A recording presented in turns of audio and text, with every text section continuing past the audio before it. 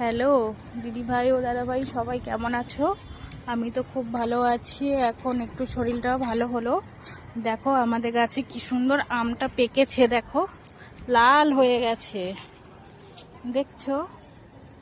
আমি একটু হাত দিই, ডাসা আছে, আর দুদিন রেখে দিলে মনে হচ্ছে পেকে যাবে। খুব ভালো লাগছে, দেখো গাছের আমগুলো কত সুন্দর। এরকম কাছাকাছি আম হবে, পেড়ে পেড়ে খাওয়া হবে নুন মাখিয়ে, খুব ভালো লাগে। আরও পাকা আমগুলো কত সুন্দর মিষ্টি গাছের আম আমাদের। কে কে খাবে চলে আসো আমাদের বাড়িতে, সবাইকে আম খাওয়াবো। দেখছো কত সুন্দর আমগুলো, খুব ভালো লাগছে। অনেকগুলো আম মানে লাল হয়ে গেছে।